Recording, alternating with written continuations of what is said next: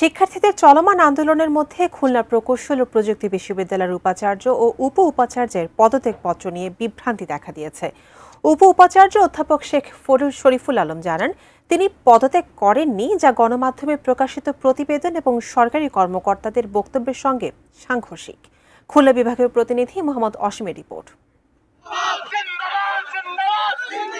বুধবার রাতে তথ্য ও সম্প্রচার মন্ত্রণালয় এক বিজ্ঞপ্তি দিয়ে জানায়, খুলনা প্রকৌশল ও প্রযুক্তি বিশ্ববিদ্যালয় কুয়েটের সাম্প্রতিক সংকট নিরসন এবং শিক্ষা কার্যক্রম দ্রুত শুরু করার লক্ষ্যে উপাচার্য এবং উপ উপাচার্যকে অব্যাহতি প্রদানের প্রক্রিয়া শুরু হয়েছে।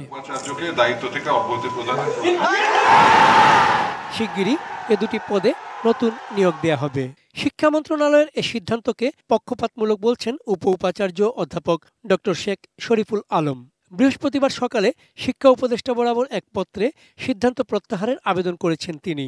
নির্মাণ কাজেও আমি বেছে নেই CSRM TMT 500W, committed for better still। তারা আমাকে এমন কোনো প্রশ্ন করেননি যেই প্রশ্নের উত্তর আমি দিতে পারিনি বা যার কোনো সদুত্তর আমার কাছে নেই। সরকারের সিদ্ধান্তের সমালোচনা করেছে কুয়েট শিক্ষক সমিতিও। তারা বলছেন, কোনো তদন্ত ছাড়া চাপের মুখে উপাচার্য এবং উপ উপাচার্যকে অব্যাহতি দেওয়ার সিদ্ধান্তে ন্যায় বিচারের পরাজয় হয়েছে। চাপের মুখে ভাইস চ্যান্সেলর ও প্রো ভাইস চ্যান্সেলরের অব্যাহতি সিদ্ধান্তে মূলত ন্যায় বিচারের পরাজয় হয়েছে, জানিয়ে শিক্ষক সমিতি উদ্বেগ প্রকাশ করছে।